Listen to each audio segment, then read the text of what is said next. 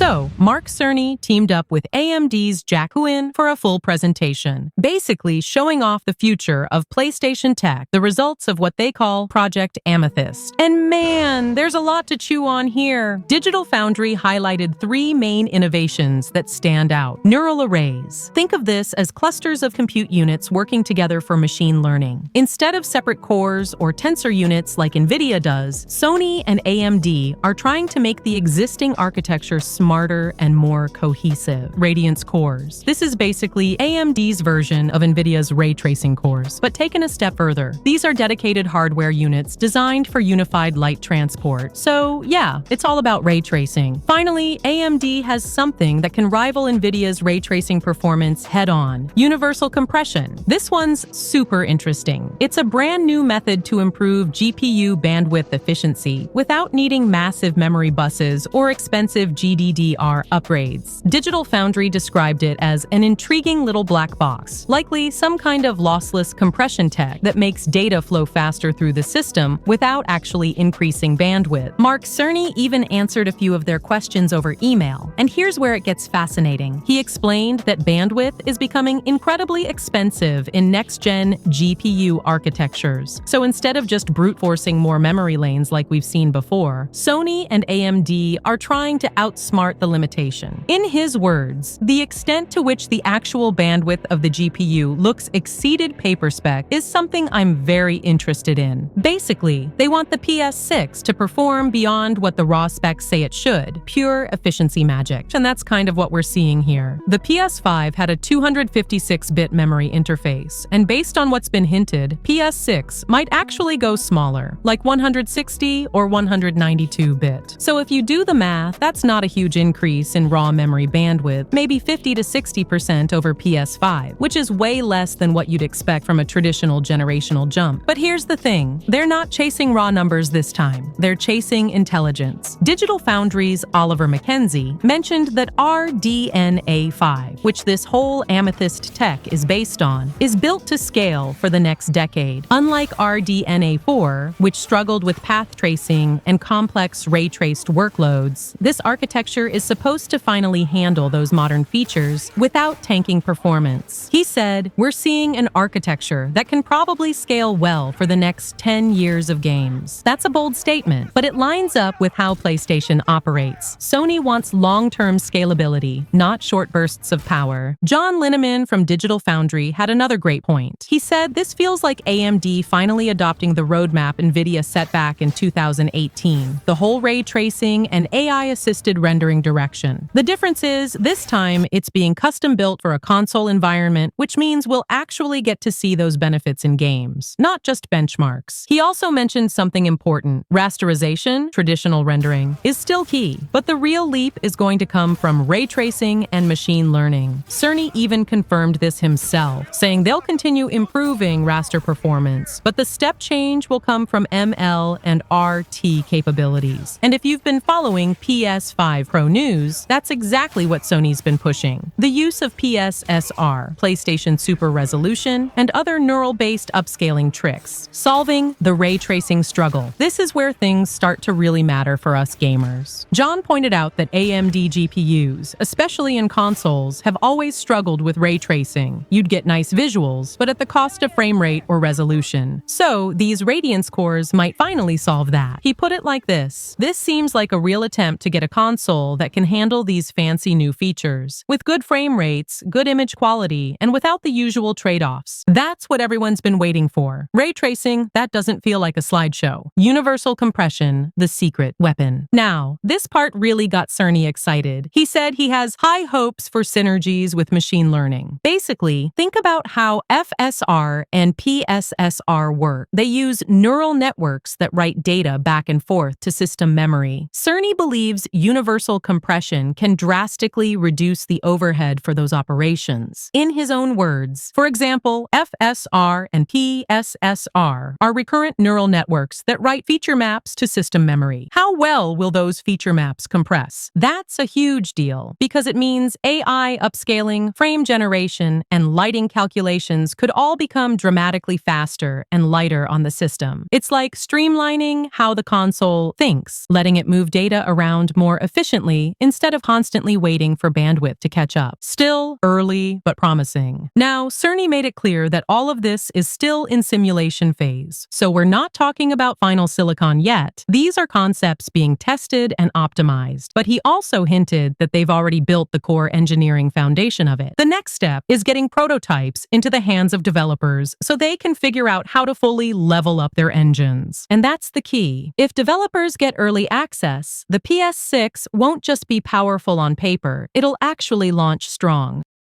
All right, here's my take. I think we're going to be pleasantly surprised. This isn't just another minor upgrade. This feels like the kind of leap we haven't seen since the PS3 days. I'd even say it's going to be a bigger jump than PS4 to PS5. Let's be real, we've kind of hit a wall with raw power upgrades. You can only keep throwing more teraflops and gigahertz at the problem for so long before you run into limits like heat, size, or power draw. What we need now are new kinds of performance gains. Smarter, more efficient designs that do more with less. And I think this Amethyst tech might finally be that breakthrough. If Sony and AMD actually pull this off, we're looking at a console that's not just powerful, but intelligently powerful. One that can handle advanced lighting, ray tracing, and upscaling, all without sounding like a jet engine or melting your entertainment center. But my biggest hope, I just want third-party studios to get dev kits early. Seriously, get those tools in their hands now so they can adapt and take advantage of the new stuff early on, because the last thing we need is another PS3 cell processor situation, where even the best developers were scratching their heads for years trying to make things work. And look, I think this innovation is way bigger than people realize. This isn't just another fancy upscaler or buzzword technology. This is an entirely new foundation for how the next PlayStation is going to think, process, and render worlds. The PS6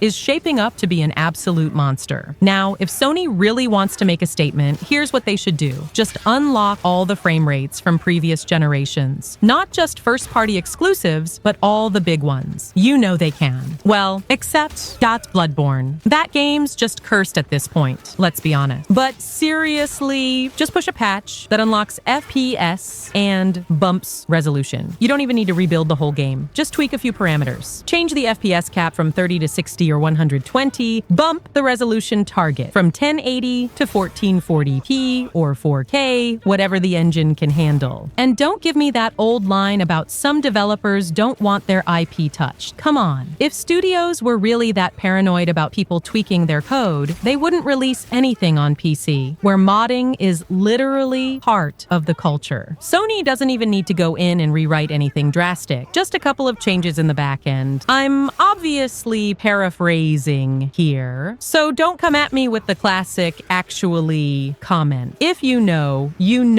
what I'm talking about. The point is, we're entering a new phase where smart architecture and clever engineering matter way more than brute force specs. And that's why this new PS6 Amethyst tech could end up being one of the most important leaps in console history. If you enjoyed this video, hey, maybe drop a like. It really helps a lot and tells me you want more. Subscribe for day one gaming leaks and news, and check out these videos you probably missed. Trust me, they're worth it.